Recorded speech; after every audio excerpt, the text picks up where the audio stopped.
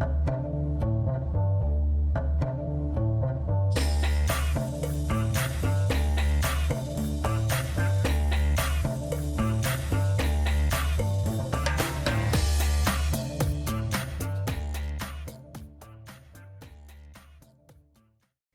everybody, and welcome back to Fresh Set. I'm Sabrina. And I'm Kevin. And we're back again, end of week 1 testing in Bahrain. And I thought we weren't going to have anything to talk about. Oh yeah, I didn't think there was going to be much to talk about, but we've got enough to talk about. Enough to talk about. But before we jump into that, if you are listening to this podcast, please head over to Instagram, social media, Spotify, Amazon. Look for @FreshSet Podcast and like, follow, share, subscribe. Subscribe. And to hear more, tongue twisters like that. It really helps us out. So yes, @FreshSet Podcast on social media and wherever you get your podcasts and on YouTube. Mm-hmm. But yeah, jumping right in. Let's get into it. Week 1 of testing.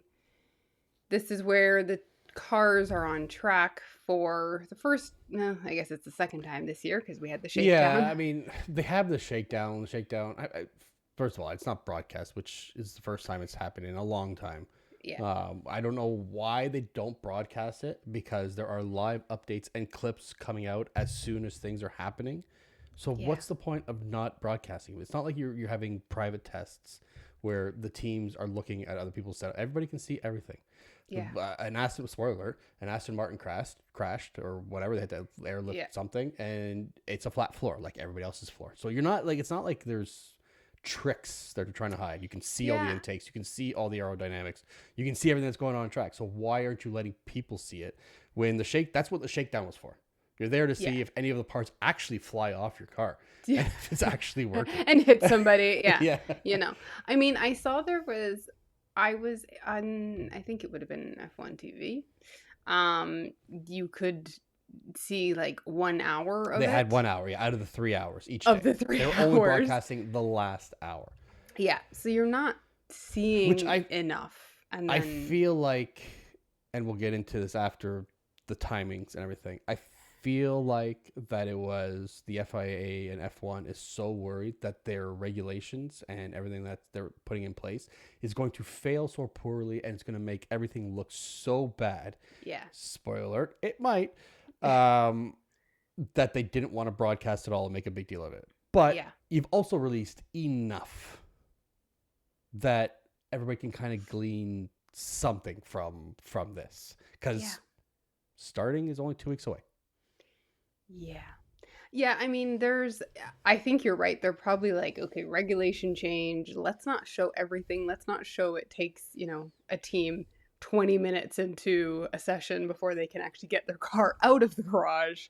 Let's just show the third session where they can get their and we'll talk about all the problems, like the main problems that all these cars have had, which every car has had these problems. From McLaren it's down to Cadillac. It's just fundamental. Yeah. So we'll get into all of that. But starting on day 1, and we're not going to go into all the nitty gritty, but starting on day 1, we quickly noticed that there are some teams that are, which is normal, keeping one driver for the entire day. Yeah. So they switched around. Some teams will switch their drivers. This one does the morning shift, this one does the afternoon shift. But we saw a few teams keeping the same driver that day, switching it out the next day, and then whatever they did. Again, pretty normal for them to do. Lewis spun, didn't crash, but he just spun. And it was the first time that we were able to see the on-car safety light, which is new for this year as well. Which I've seen a lot of hate for that light. I mean, there's always the one in the back, but now they've added 2 on the mirrors. Which there's been a lot of hate or joking around about it, but I can see this. I actually like it, especially when it's like a rainy day. Visibility is really low. If a car has spun and they're flipped right around, it's going to be really easy to see that there's a car in front of you or off to the track or just outside of the track. I think it's actually a really great addition I think it's to it. And it's genius. a lot of undeserved hate by Yeah. a lot of media outlets or online media, online hate, whatever it is. Yeah. I think it's a great change because there was never warning lights in the front. So what No. happens when a car faces you on Is the track? facing the wrong Yeah. way in the rain Yeah. in a Japan. Around a corner. Yeah. Yeah. Like, I mean, even when you had George that was flipped upside down, screaming into his radio, panicked. I That's mean, the that next was thing. They should have it on the bottom of the car. yeah, just Just on for George's George. car. Just for George. Yeah, just George's car. Just George's The car. Russell light. Yeah. But yeah, so it also actually engages anytime the car goes below 20 kilometers an hour. So I mean, for an F1 car, that's pretty damn fucking slow. Yeah. That's usually you've lost your gearbox or Cars complete turning power, off. which We're probably going to see this might this happen. light a lot. Yeah, it might happen. But in terms of what everybody wants to see, what was going on, and we have to say, testing is we're going to say it a bunch lot. of people. Well, testing is a lot of people. You use the word best sandbagging. It's a lot of bullshit. Mm-hmm. People pretending that their car doesn't work. I mean, some cars aren't working, but there is a lot of pretending going on. But with that in mind, we had the most laps on day one was Max with 136. Lando had the fastest time with a minute 34.66, blah, blah, blah.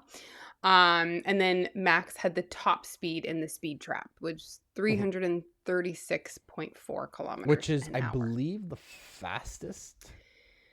It might not be the fastest. I'm pretty sure that Hadjar beats him in day 3, but at the time. But I think before this, I think actually 336 was the record by Bottas in the previous era. Now I don't know 36 point whatever, but it's pretty close. So there is one thing that I noticed or that I've seen reports about from day one, and Max does the most amount of laps, but one thing that he did differently than everybody else on track is typically when you're going into a corner or somewhere where you're revving down quite a bit, you're revving down to about second gear, so this way you're right in second gear, you're ready to take off.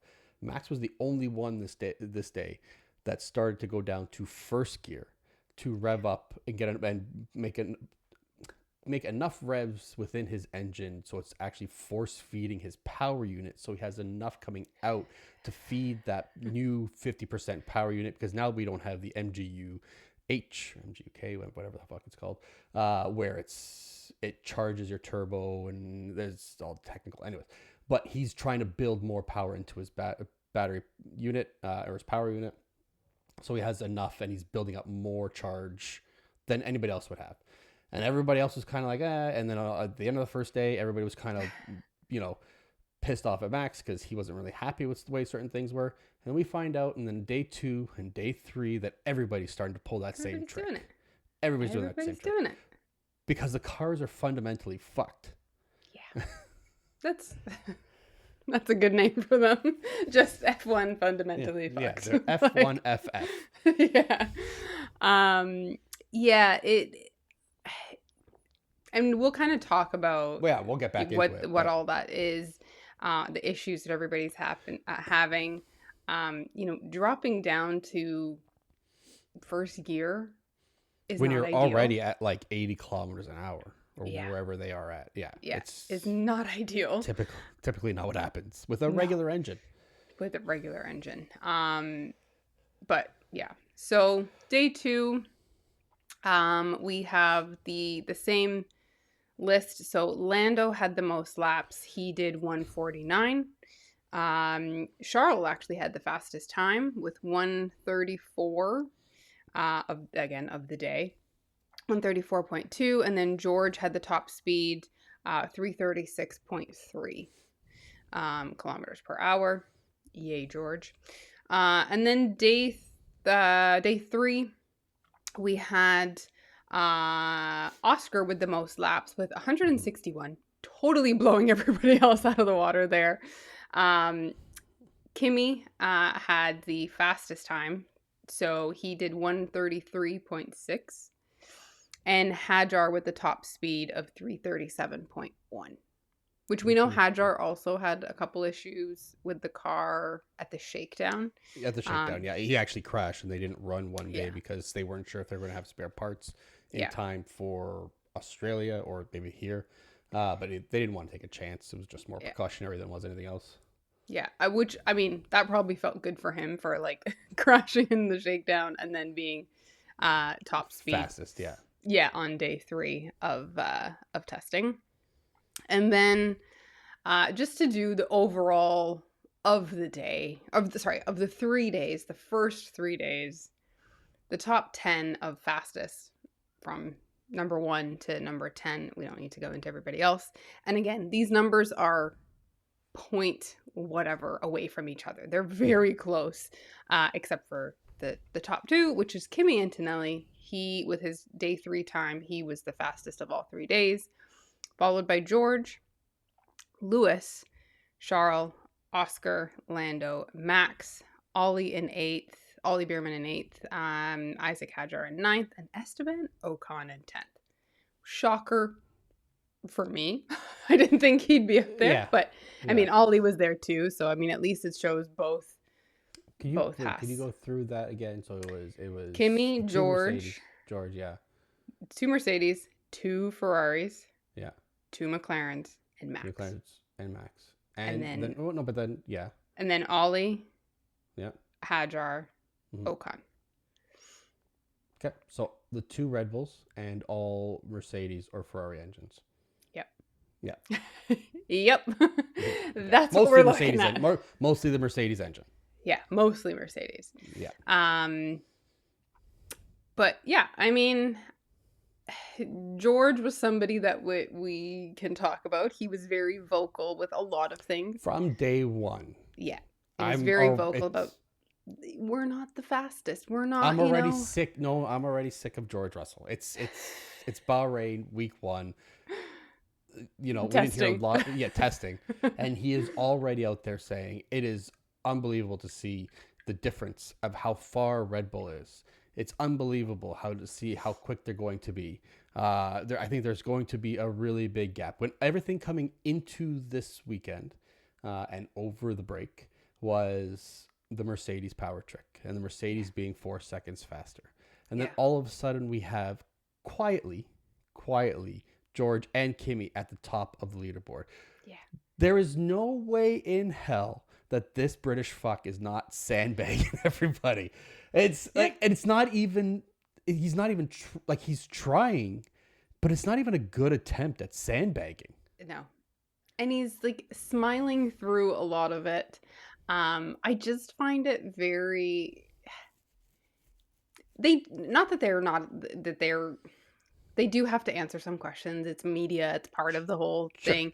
But like, you can avoid it. You can say, oh, I don't want to talk about it too much. Or, Red Bull looks great, but we look great.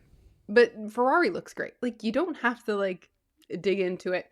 I mean, a lot of rumors and predictions for the season without testing, just seeing the car, the Red Bull, or the numbers that Mercedes was putting out, again, in the off season, it has George winning the championship. George and Max are tied in odds because of this trick, that whatever, the compression trick, or whatever, loophole, whatever you want to call it, that Mercedes is doing, and then Max just being Max. Yeah. Right. That's basically the odds they're giving them, right? They're giving that, and then Lando's behind Max because Lando's in a McLaren.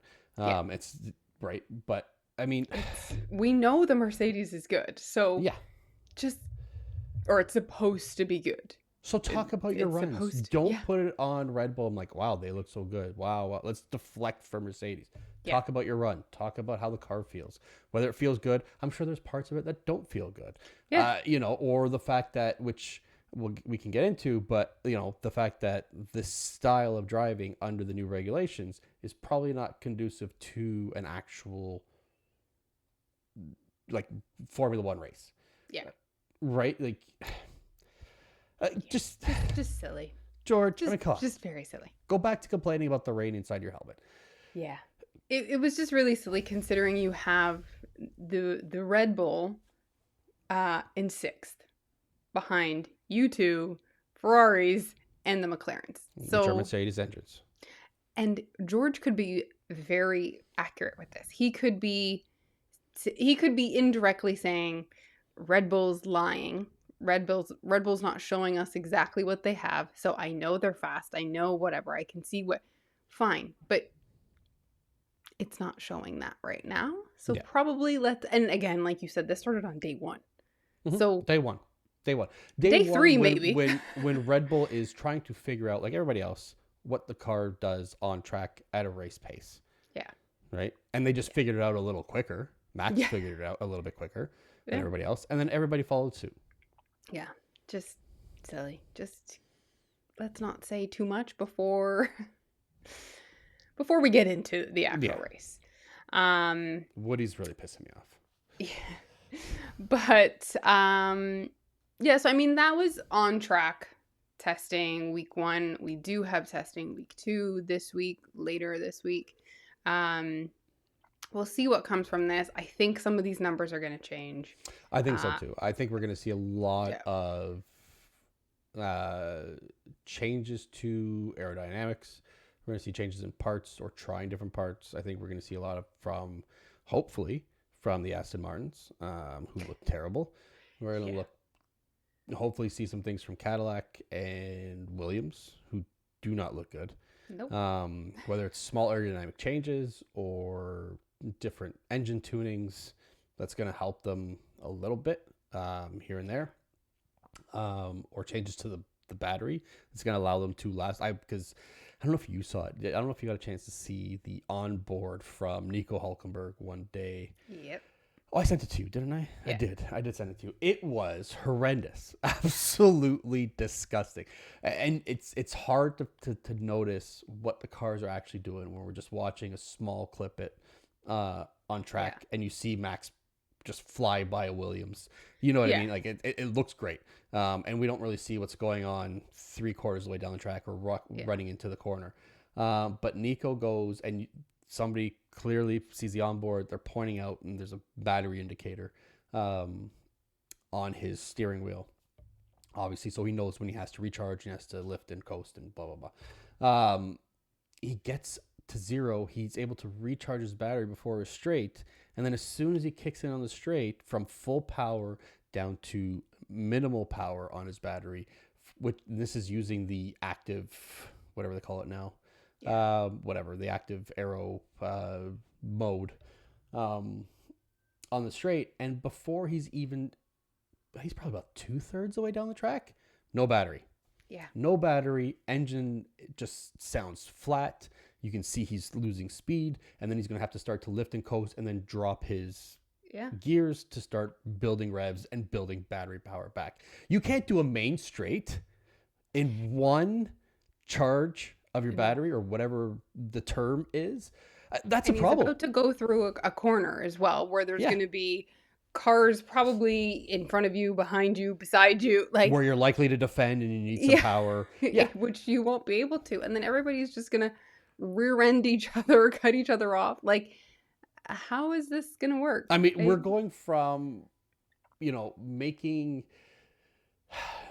You created DRS, and you had DRS zones, and obviously one of the biggest ones was the main straight, so you can promote passing and whatever, and wasn't the greatest of systems, but it was there. And now we're going to get a fight down the line, and it's just who runs out of their battery first wins. It's not racing. It's ridiculous. Like, oh, my battery's dead. Yeah. You're basically castrated as a racing driver. Like, it's not even who wants to brake later than the other and who's got the bigger balls here. It's just whose battery's better. And that is not racing. Yeah. And that's going to, hopefully they can figure it out, but that's going to eliminate some of that you just mentioned, late braking. If you are wanting to deke somebody out and force them to go one way, are you going to have the battery to dummy them back the other way? And that's the problem. Probably not. It's no longer that late braking and who has, who has the stones to do it. because every team is having to decrease and lift and coast and drop their gears earlier so they can build up some charge in their battery, and that's how they're going to have to maintain speed and maintain energy throughout the rest of the race. Yeah. We're not going to see those anymore. We're not going to have that Lewis and Max battle in Monza. No. You know what I mean? Going through the chicane, it's going to be, it's essentially it is like I said, it's going to be a castrated version of a race. I don't want to see two castrated horses fighting. I want to see ones with the big balls and they are aggressive and they're ready to go. Yeah, I mean, it's not going to, I mean, which is maybe not a bad thing, but if the cars are having to go this slow, let's say, there's not going to be meeting of the back of the pack because they just can't get there. Not because they don't want to, because everybody's got to slow down because their battery is not allowing that. How many times have we seen that fight in Jeddah, in Singapore? That infamous Charles corner in Vegas where he goes in that late lunge in there and he just can't make it work because he just can't get that speed to be able to get alongside it. It's not going to work anymore.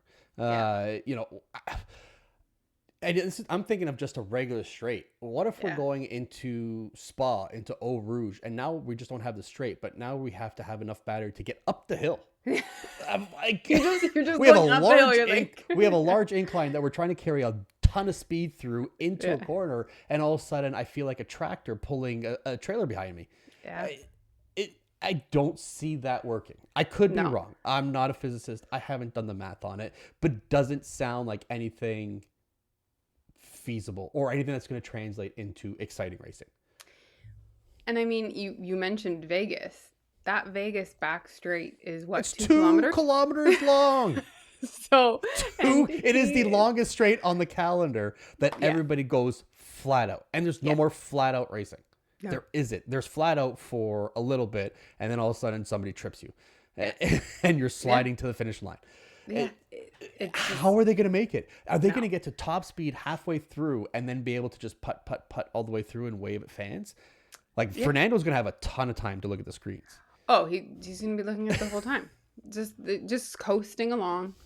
And I think what's important is that it's all the cars. It's not like it's Red Bull complaining. It's every car is having this same issue. It is a fundamental, and this is where I say it's fundamentally fucked. It is a fundamental problem with the regulations and the regulations for especially the 50/50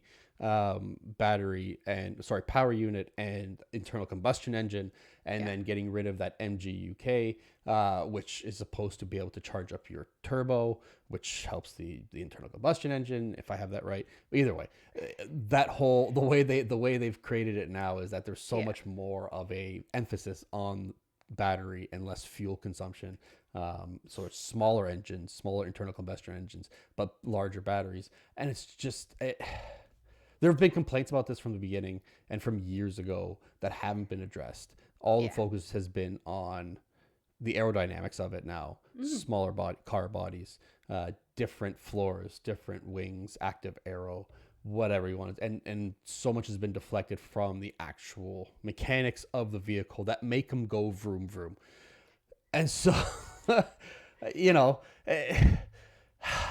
and there's been complaints, and it's not just us complaining. No. We've had complaints from Max. We've had complaints from Lewis. We've had complaints from Alonso. We've had complaints from a lot of them, and we have quotes here. Yeah. And then we have complaints from two notable people, or not complaints. We have other two notable people that are against the rest of the group, which have really pissed me off. Spoiler, it's still Woody. So the first complaint that we hear pretty early on is Max. I think the first one was Lewis. Actually, you're right. It was after Shakedown. Yeah, it was Lewis. To the point that Lewis even said something along the lines of Formula One fans, I don't have this quote, but Formula One fans don't even try and understand the new regulations. You never will. Meaning he can't even understand them, so we aren't going to be able to understand them. It's essentially a Bible thick regulation. Yeah. So, okay. So Lewis's comment was, we're slower than, or part of his comment, we're slower than F2 right now. In Mm-hmm. Barcelona, you're doing 600 meters of lift and coast and on a qualifying lap. That's not what racing is about. The systems are ridiculously complex and you need a degree to understand them. Max, after his day of day one, he says it feels like Formula E on steroids. To drive, they are not a lot of fun, to be honest. It's just management. As a pure driver, I enjoy driving flat out at the moment. You cannot do that. It's anti-racing. Mm-hmm. And then we also had We have Alonso as Alonso. well. You want me to Alonso say as that? 'Cause well. I Yeah, have you have the a full. full comment You here. have the full So comment. I here only in have the. here in Bahrain, we're going 50 kilometers per hour slower through corner 12. That's significant than we used to, just to save energy for straights. Even our chef in the kitchen could drive these cars. The driver's role is dying. Give us back real F1, the push to limit, and the true roar. So along the same lines, there is no more limit driving. You're not Right. taking it as fast as you can and doing what you can as a driver. It's more so just management of a vehicle. Yeah. And I mean, Lewis kind of said it, Max said it. It's not even of a vehicle, it's of a computer. Mm-hmm. Now, you can have the argument that they're so used to the sim racing. They were all just buttons and they weren't using the clutch and the gear and whatever. But now you're doing even more for them. They have to figure out even more than what they were already doing with But all I of don't this as think well. the engines and the power unit is even capable of driving No. like an F1 car should drive. No. And that's not what it seems. That's what it seems like with Lewis and Alonso and Max. Yeah. And then we get dummies. Yeah. We get dummies like Lando. Yeah. Championship Lando. Yeah. First championship, and I don't know if he's trying to be funny. He's still trying to be the Oh, I've got likable theories. guy. I've got theories. So Lando's first comment, when an interviewer In response says, to Max. yeah, so the interviewer says, "Hey, Max said, this is how he's feeling. How are you feeling about the car? Are you feeling kind of the same?" So giving him the opportunity to talk about the car, this is what Max is saying. This is what Lewis has said. Lando decides to go this route and says, if Max doesn't like it, he can retire. We get paid a stupid amount of money to drive, so you can't really complain. It's a fun challenge. If this was the first F1 car he ever drove, he'd say it was amazing.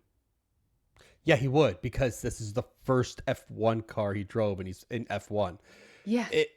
So I have a quote here, a little bit different, but it just had a different, the same thing that you said, except just before he said, I really enjoyed it. I fucking doubt that. Yeah. I'm pretty sure you Yeah. have never driven a car where you have to lift and coast things, and you've always driven a car where you are taking it to the limit and you are driving your fastest and you are trying to beat everyone, not outmanage evereverone. To me, and George said about the Yeah, I same. have George's as well. George is still a little diplomatic, but we need to give the rules a chance. The power these new units give is pretty impressive. The challenge of using first gear in high-speed corners just to keep the turbo spinning is a new reality check for all of us. Cool. Yes, it's a new reality check. Doesn't mean it's good. Doesn't mean it's a good time. Yeah, it's a new challenge that you guys are struggling with. Emphasis on struggling, because everybody is struggling, you included. So I mean, I think it's interesting that these two, I think it's interesting that you have three multi drivers championship winners are like at one point considered, well, one's still considered the best, and yeah, then the other two at one point considering the best in the world. yeah, they're kind of like, this is cool, we'll figure it out, but it's fucked up right now. Like the way things are, this ain't cool. Yeah, I'm under contract, but I'm driving. Yeah. And then you have two youngins. One just won a championship last year. That are like, no, Max is wrong. First of all, two other people said it. Why are you not talking shit about them? So my theory here, and it goes back a little bit, two things, 2 points of view. They work together. But it goes back to something I said beforehand a while ago, is that one of the reasons I love Max, and it goes for a lot of different drivers. It's one of the reasons I love Alonso too. One of the reasons I love Piastri is they have an old school kind of racer mentality. They speak their mind. They're going to say what they're going to say. Piastri's still under that McLaren bullshit, but where he's picking and choosing where he speaks up. But they speak their mind. Whatever. Let the chips fall where they may. But this is my opinion. Don't like it. Go fuck yourself. Yeah. That sort of breed of F1 driver is dying, just like Alonso said. And that's where we're seeing Lando and Russell come in, and they're just towing the line. They don't want to rock the boat. I want to make my money. I'm just happy to be in F1. And you know what? Even if I don't like it, I'm going to put up with it, and I'm going to just be happy and show everybody I'm having a great time, because I don't want this to go away, because I'm a chicken shit little fur. And you know, and then it, like you said earlier when we talked before this, it's interesting that they are more focused on, instead of the car, they're more focused on what Max's comments are. Yeah. I think both of them would be very happy if Max retired, because they know they're probably not going to beat him again. Or at least he's going to make their life a living hell, and he's probably going to figure it out like he did on day one a lot quicker than they do, until somebody else builds them a car that can beat Max. Yeah. And so, because Max is also the person that he did an interview, I think or just before the season ended, that if he wakes up in the middle of the night thinking about something in the car, he will go and sit on the sim at 2:00 in the morning and will stay on there until 3:00. Like, so his brain is going to he was just in the car and figured out he can do something else. So you're going to give him an entire season. He's going to figure it out. So stop complaining about him and worry about the car that is also a shitbox for you right now. Yeah. And so I don't know if you saw, but there was an interview by, what was his name again? Formula E CEO, after the Max comments about Formula E on steroids. Yeah. Actually, Jeff Dodds, that's what it is. It's strange that when the media clips it out where it sounds like an insult, it's the person they're insulting that has the best outlook of what Max is saying, rather than the people that are actually in the sport as well. Because he actually, and I watched the interview, and he said, I think Max is coming from the point of, it's a 50-50 split now. There is half as much electric as there is in the internal combustion engine. There's a lot more to manage. You have a lot more things to think about. Max is the best driver in the world, and we'd love to have him come out and test our Gen 4 cars. But we know that it's not like, it wasn't an insult toward Formula E. It was the style of racing has changed now in Formula 1 fundamentally, where it is more akin to Formula E than it was old style Formula 1. Yeah. It's simple. I don't know why, this is like kindergarten 101. This is what he meant. He said Formula E is more computer. It's more electric. It is all about management and when you do certain things. And in Formula E, they are not hitting 337 kilometers per hour. They are quick, but they're also only going, because it's a full battery, only going 30 laps. Right. 40 laps if it's a short track. Yeah. They're not doing what F1 is doing. I think they were in laps. Jeddah this week, and it was 32 laps in Jeddah, where in F1 it is, correct, it's in the 50s, 52, 56. Yeah. Something like that. Something like that. Yeah. So, the cars are faster, smaller. It's different. So, yeah, I agree. I don't think he meant it as an insult. No. Everybody will. I think Max appreciates any driving. I think he thinks Formula 1 is the pinnacle of driving. Yeah. But I think he appreciates any driving and the challenges that come along with all of those. But except for NASCAR, obviously, because he's made that very clear. Yeah. Not into that one. Yeah, so that's that. I think George and Lando just sound scared at the moment. I don't think they're having a very good time. And I think they're full of shit. Yeah, and I think... Lando's under those papaya rules. I think he's already starting to feel the pressure of being number one. Yes, I agree, because Oscar, I don't have Oscar's comment, but Oscar's comment was a little bit more on the the Lewis, Alonso, Max side of things. Yeah, he's not happy. A No, lot of it had to do right. with more the safety of it. Yeah. And I can't remember exactly. So he highlighted starts at the clearest. He highlighted starts, sorry, at the clearest problem right now. So an actual start.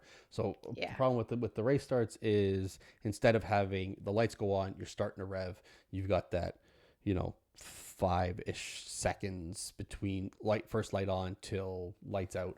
Now they're having to rev quite a bit because they don't have that MGUH. I think I called it MGUK before, but anyways, MGUH, where it's going to help spin the turbo ahead.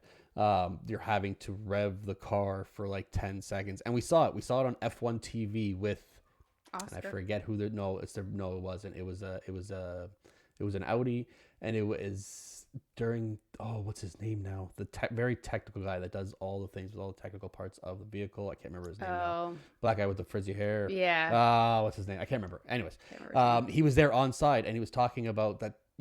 Some cars have figured out how to do it. It was the Ferrari. Was the Ferrari? Yeah. And then he said that pans to it. Yes, it was a Ferrari. Yes, and he says you figured out that you don't have to how to do it without having to rev it for at least 10 seconds.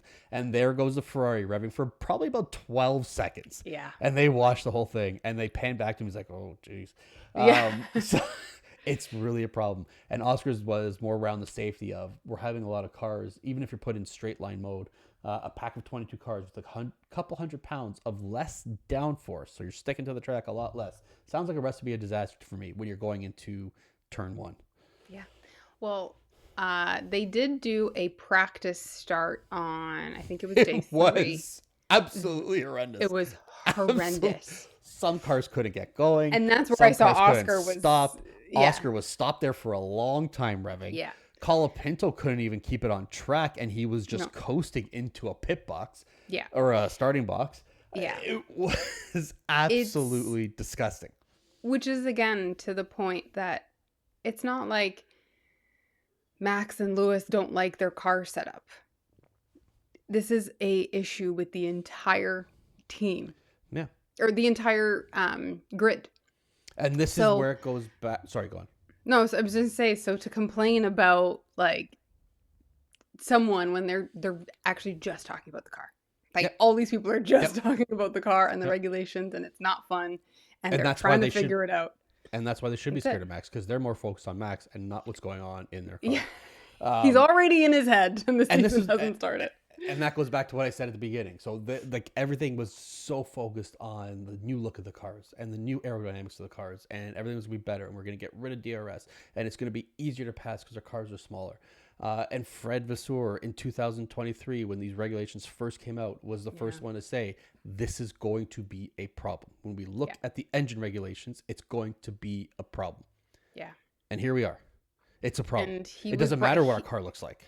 Yeah. He raised it with the FIA, and he was brushed off and said, no, we'll be fine.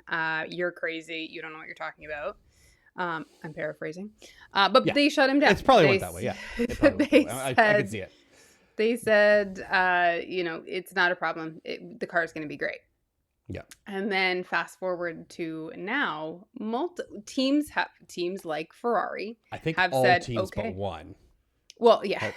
Ferrari was one of the teams, because they had brought it up in 2023, had started in their development. Okay, we're going to have to work around these regulations, even though we don't think it's going to work. We have to figure out this. Which we clearly saw it still didn't work for them. Yeah. So they had done their setup very similar to what is supposed to be working. This not revving for 12 seconds. And nobody else did. But now that everybody else is having the problems, they're like... They're petitioning for a change to the start procedure. Yeah. Now I wonder... We've always had, unless there's inclement weather, as far as I know, we've always had standing starts. Mm-hmm. Am I wrong with that? I'm pretty sure it's always been a standing start. Unless there was something back in the 50s. Yeah. I'm pretty sure that it was always a standing start. You're in a pit box, you're ready to go, you start going, blah, blah, blah. Whatever. Are they petitioning to move to a rolling start? Like, I don't understand what's going on here. How are you going to start this race without having a standing start and then having to rev for 10 seconds or whatever. And the other thing I thought was with the revving, and you're trying to go as flat out. One, you're putting revs into your engine. If you're going to have to start dropping your gears to build power into your battery throughout corners and to get power on the straights, are we not going to have gearbox issues and engine issues and more engines just blowing up and just stopping working, and then having grid place penalties and fines that are being imposed because now you have to play all these tricks and you're wearing out these parts, these mechanical parts that only have a certain amount of lifespan? What and we've been fans for 5 years ish, right? Why am I so upset? Why do I have to watch the worst era of F1, or what I can imagine is probably one of the worst eras going into I'm very nervous for Australia. I'll be very honest. I mean, you know what? I heard they're not going to broadcast it. Just for, God. No, they're not. I'm just joking. I will wait till the end of week 2 testing just to, really see if I'm nervous for Australia. Maybe teams have figured something out in a week. Doubtful. 2 weeks. But 2 weeks till first race. Yeah. I think Australia will be very telling of what's to come. What issues teams are going to have. And it's also really funny that this is also the first time in a long time with 22 cars on track, and we're adding more cars. We've changed the entire setup. Mm-hmm. Just disaster. Just an absolute disaster. Does the amount of engine management and revving, and we have a bigger battery unit? I mean, I don't know about you, but my phone gets hot when I run too many apps at one time. So I can imagine how hot that battery gets. Yeah. When we go to Singapore, when we go to Qatar, when we go to Texas, when we go to these really hot places, is this also going to be a driver safety issue? I mean, I know there's a lot of heat shielding and all that, but there was in the last ones, and we still had driver issues. Yeah. I can only imagine how an engine that's working harder than it should because it's smaller, and a battery that's bigger, that's trying to get as much heat and energy into it as possible, is only going to create more heat in this cockpit, and it's going to be so uncomfortable for these drivers. I don't see anything right with, other than the fact that the cars are smaller, nothing right with this with what's going on. So far, nothing seems to be going the way it was built up to be going. And safe to say, if you couldn't tell, I don't feel optimistic about this season. Yeah. Max will win. But that's the only optimism I have. Just on smarts, I think. Yeah, just on talent alone. Just on talent alone.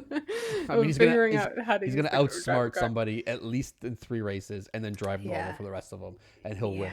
And then probably retire because he fucking hates these regulations. He's not going to be interested. I'm interested to see what happens this week with these regulation changes, the do's and don'ts, or the maybe we're going to stop some regulations, maybe we're going to change. Yeah, that's also the thing. Supposed to be a sit down with Zach and and then the race start procedure and all that stuff going on, and there's a lot to figure out in a very minimal amount of time. I mean, practice for Australia is in 10 days, something like that. 10 days, 11 days. Yeah. I mean, it's Thursday. We're recording this on a Monday, so it's 14 days. 13 days. Yeah. Not even. It's March 5th. Yeah. Race is in 13 days. Excuse me. Yeah. Yeah. So, yeah. Well, we will see what happens in week 2 of testing. I really hope it's not as disastrous as this. I mean, within all of that disastrousness, we did see some fast times. We did see the cars turning on, but that's driving essentially by themselves. That's a free practice, right? So there's no battling. There's no defensive maneuvers. There's 1 or 2 that happen. They're trying to go into a corner, but even that race start, they couldn't even actually try because the people in the front row didn't get going. So the numbers aren't horrible. Good times. We've A got top a speed bunch is of great, but it's yeah. for a minimal amount of time. Yeah, and we've got some, different people putting in that top speed, which again, it's just practice. It doesn't mean anything, or testing. But yeah, we'll see what happens. See. So let me ask you something. We'll do a Yes. little preliminary prediction. It's not going to be part of a predictions episode. Okay. Australia, lap 1.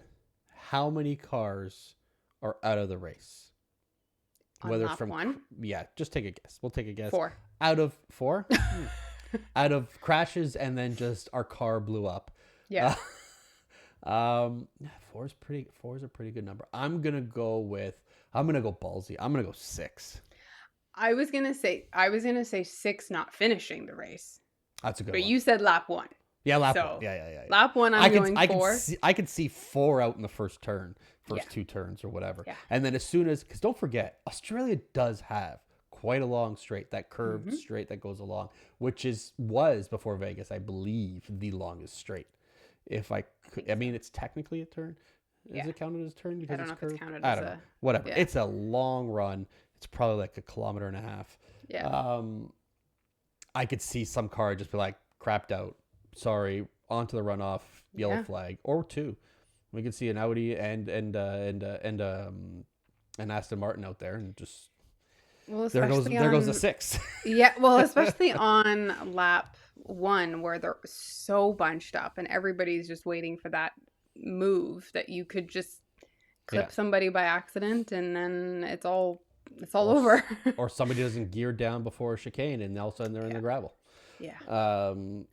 Yeah, I'm gonna go with 6. So we'll just do a little side fun. Yeah, a side deal. Fun. Yeah. But yeah. All right. Well, I think that's it for week 1. I mean, we said a lot, I think I'm you pissed off the FIA so much. I don't give a shit. They pissed off the FIA enough.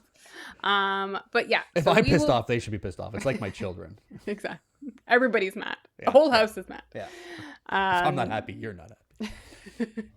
So we will be back next week with, I guess, week 2 review, which is review. Well, we will do review, and we're going to do our predictions next week before the start of the season. Yes, we got to do predictions as usual. Which I think, did I win the first year? Did you win the first year? I won the first year. You won the first year. So we're 1-1. Year. Yeah. Yeah. Pretty handily, if I remember correctly, by half a point. By half a point. But yeah, so we will be back. In the meantime, like, share, subscribe, all those fun things that I already said. But we'll see you guys next time. Yep. Grab a fresh set. Bye.